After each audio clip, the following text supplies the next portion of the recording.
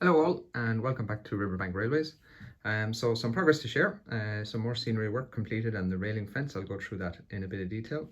And same as the last video, I got a lot of positive comments about the last video, so I'm going to follow the same format. I'll give an update on what work was done and then go also into a little more detail about the rail painting and the ballasting and how I did that on this layout. I got asked in the comments for the last video to give a bit more detail on that, so I'll do that. But first the update. So you can see here I've been working on this kind of waste ground area just between one of the depots and the kind of hill with the scenic break over to the other part. I've continued the same method from the last video, so just continued the method all the way along here. And in here I did the railings first because I knew I wanted the grass and stuff to come up around the railings. So I'll tell you more about the railings in a second, but if you just look, the scenery is, you're trying to figure out, okay, where's sheltered, where's not sheltered, where would we get a lot of growth, and that's why you can see a lot of bushes and stuff in this kind of dip. This would be nice and sheltered in here behind the railing, and then this is just going to continue on here. I haven't gone further than that yet because that's going to require a lot of leaning. These posts I'm very happy with, so it's like the chain link security fencing that you'd get around. This is a 10 commandments kit, and I had no idea how to actually install this, so what I did was I did the posts and the mesh first and got all the spacing right and everything, and then put the wire in. So I didn't build it all up first and then put it in, I put it in stages. So the kit itself is this one here, and it comes like this. You get the posts are metal and there's some kind of nylon mesh and stuff in there, and there's a little bit of fishing line for the wires at the top. If you run out of line, you can just, any kind of fish and tackle shop and stuff will sell that kind of wine twine. And painting them, I just gave them my normal kind of concrete color, so sprayed them, and then I did some weathering on them, and then I actually, you'll see little speckles of white and black. All I did was dip a toothbrush into some paint and just flick it at it, and that kind of gives it that speckled concrete look. It worked out quite well, and then it'll look very garish when you do it first, but then give it some weathering with weathering powders and it'll blend it all in. And the wire, when it comes out of the pack, will be all curled up, so literally I just put one end in a clamp and put another end in another clamp and left it hang, and then got some metallic silver paint, this one, and just put a bit on the brush and then just run it down along against the wire and let it dry, and then you have a silver wire. So once the fence was installed, then I had the painstaking task of threading it through the 3 little holes at the top. I made it too long purposely and put a peg, like a clothes peg, on the end, and just weighted it down here, and then brought it through the fence all the way along and put a peg on the other end, and then put some glue at the kind of ends, and every 3rd or 4th fence, anywhere where there was a bend or anything like that, I put some glue to hold it tense, and that seemed to work, and then just trimmed it off, obviously.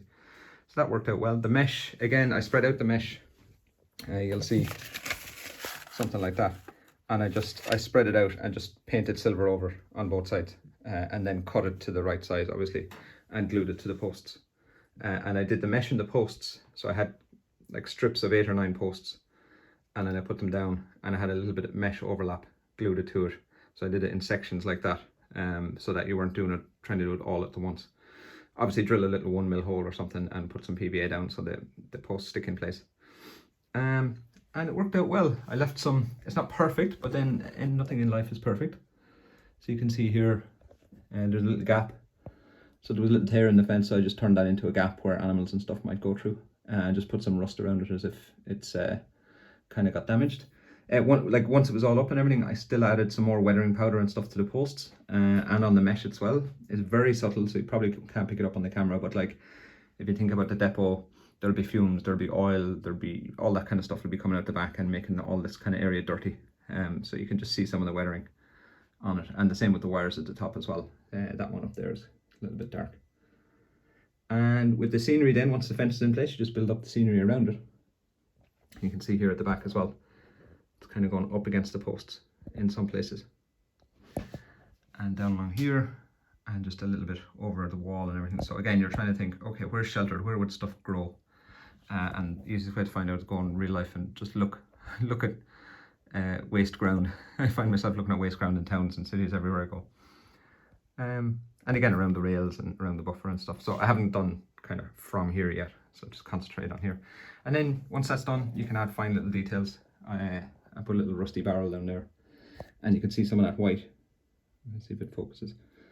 those little bits of white and red and stuff, it's just rubbish scale model scenery. So just a few packs there. There's the rubbish from scale model scenery, and then there's the ferns and stuff. I used a few of those and they're quite nice. And I also did some work on this concrete barrel rail fencing, so that's going along here. And again, you might see some of the posts. Yeah, there they are. Same method applied to them. Painstaking just to paint them all individually and everything, but it was worth it. I sprayed them initially and then did some weathering and stuff. And again, drill a little hole and put them down, and you get that kind of black wiry stuff. You get that with it, and I think that's 3 sections, and then you just line them up and glue them. And then I've started doing some scenery on them, so just put some weeds and stuff down along the bottom to blend them in. So I'm still working on that. So that's it. That's the update. The rails. So I'm going to talk a bit about painting rails and doing ballast. So what I would suggest, so first of all the rails are painted, so they're all hand painted. I did start off kind of spraying, and then I noticed that I was just overspraying way too much, and it wasn't going to look good at all. So everything is hand painted after the rails were fixed down. I'm not sure if I'll do that again, because it was very awkward trying to get in at this side. There was no scenery around, it was just rails at the time, so you could lean on everything. But trying to paint in here on the back of these rails was very painful. Worth doing, because I wouldn't leave it blank, because at some point you're going to take a picture looking from this direction, and if it's not painted it'll look bad. So yeah, painted by hand. On the new layout, I'm not sure if I'll paint the rails first before I fix them down, what way that'll work, but I do know I left myself space at the back of the layout to be able to get in and do stuff from the back, which will make that much easier.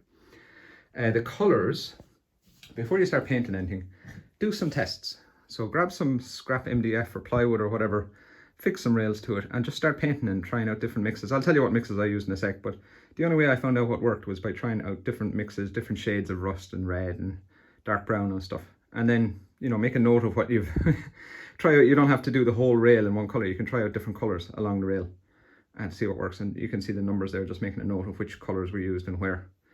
So I have a bunch of test track pieces for ballasting and scenery. You can see how that was just painted at the start, and then I tested it for ballast, and then you can use it for scenery. You can reuse these over and over for different things.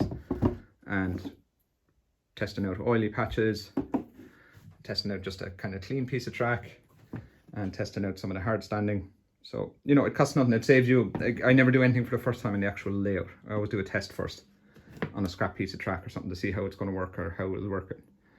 You can see why I didn't start painting yellow lines immediately on the layout there, because it didn't work. I'll have to figure out a better way of doing that. And once you have your mixes, once you have something that looks right, make a note of what you used. So you can see here, there's my rails.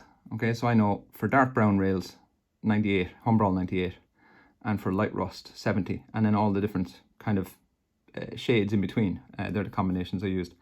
And then the same with the sleeper grime. There's the colours and the ratio that I used them in. So you have grime, darker grime and oily, and then some frame dirt. So make these notes for yourself, because you're going to come back to it at some stage and you don't want to have to be trying to figure it all out again.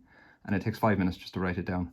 This in particular was worth writing down, because you have all the mixes that I used and then how I actually did it. Because you'll probably only do that once, and it might be years before you do it again. So it's worth writing them down. So the rails you can see there, some of them are 70, light rust out on, you know, the main railway. But once you get into a depot and stuff, you're going to get dirt and oil and everything all over the rails, and they're just the colours I used. Once the rails were painted, so you can see those rails there, they're a much brighter reddish colour than you might get in at the depot. So just have a think about what's going to be dirty, what's going to be oily, and what colours you're going to use. And once they're painted, ballasting. So there's a million tutorials out there for ballasting. So literally all I did was pick the ballast, put the ballast down, wet it with wetted with IPA, and then use a PVA mix. I think it was 2-to-1 with a bit of washing up liquid, same as everyone else does. But what I will tell you to watch out for is point work. So once your ballast is down, I kind of picked a colour. I knew my ballast there was going to be brown and grey in there, so you pick a base colour, but you wouldn't just cover the entire area in the same colour, because you're going to get random spots of different colour. You're going to get repair work, and you're going to get a bit where, you know, they ran out of a certain and they got stoned for somewhere else. So again, the same with the scenery, randomness is everywhere, especially in like a depot which is being disrupted or built on or maintained or whatever. Maybe out in the main line it's the same colour all the way along, but in a depot or area like this, you're going to get a lot of variation. So again, you can see here, for example, there's mostly brown and grey and white ballast, but then around here there's a bit more grey put on after and mixed in to show that they might have dug around this or put some concrete, and you can see like a patch that might have been repaired there. Where's another bit? There in front. They might have just put some extra gravel down here and they didn't have the right colour, but they used whatever they have, and that's what they do in real life. They use whatever they have. So variation is key, and to make it look random. And then when you're spraying it, spray it straight down, one in the middle, one on each side, all the way along, and give it 1 or 2 passes with the lighter grime all over everything. And then decide, okay, where's going to be heavier? Where are you going to have heavier grime? Maybe down along here where engines are waiting or where they travel quite a lot. The lighter grime on those, they will have been used, but not too often. And then the really oily stuff, you know, where would a locomotive be waiting for a point to change, or would it be ticking over or something? Especially this is set in the 90s. So the 80s and the 90s and everything were filthy. So, you know, coming out of the oil depot, coming out of the engine shed or something, you're going to get a lot of waiting over points, going slowly over points everywhere like that. And then the other thing you can do is in front of a depot where there's going to be a lot of dirt mixed in with the ballast, I just used some baby powder and just mixed it in and put PVA on it, and it gives it that kind of solid look, if you like. And then just spray it again. You can see it here as well. And then if you're kind of trying to do an oily patch or something like that, once it's all dry and set, a little bit of gloss varnish, just a few drops, and paint it over it, and that'll keep it shiny. You can see it works really well here as well. So that's how I did the ballast. One thing I would advise, when I did this layout, I had the cork only where the track was, so there was gaps. So I wouldn't do that again. If I had a depot area where there's lots of track, just cover the whole thing in cork. It'll save you a ton in ballast. Cork is a lot cheaper than ballast. So what I ended up doing when I started ballasting, I was like, oh, this is going to cost me a fortune filling in this, because it was a depot will be raised up. There's no like shoulder on the ballast.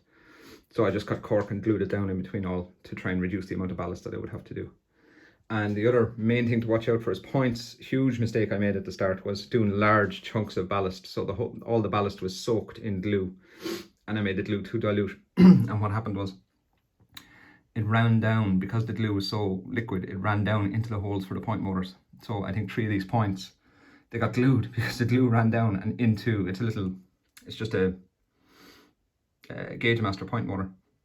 So what I had to do was break the motor, and it was only a little bit of glue or whatever, but it was enough to cause the point to stick.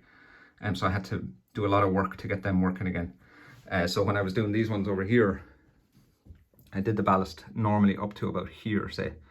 And then with this ballast here, I was much more careful, and the glue mixture I used was much thicker, so that when you put it down, it didn't flow as much, and I just took much more time doing it, and that stopped the glue going down into the hole. So save yourself buying some more point motors, and just take your time with it. Yeah, I think I covered everything. Some nice SMS kits. Oh, with the ballast, same as the scenery. Buy all the ballast, keep it handy, keep them all open when you're doing it. Don't be afraid to do some mixes, and just write what you've mixed on it, because if you run out of a certain mix, you want to know how to make the exact same one again. You know, use whatever you have, cotton buds from Spar, you know, that kind of a thing. You only need small little things for mixes. And don't be afraid of, you know, these are 15 quid, but I've done this whole layout and I've used barely half of it. Like some of them are, you can see the black one there is, look, that much is still left. So you'll get a lot out of it if you try and reduce the amount of ballast that you're actually going to use, and still make it look good. The other thing here is quite handy is these are tubs of coal dust, like from the fire, the actual fire, ash from the fire, and also baby powder. And you can mix these in various ratios and stuff to see. So if you're trying to do that filled in oily stuff and everything, you can get a lot of good effects with these kind of materials. So again, they add texture, they have different textures, and you can just paint them after. So there you go. I hope you enjoyed it. Thanks for watching. If you got this far, thanks very much for watching, and I will see you again next month. Bye bye.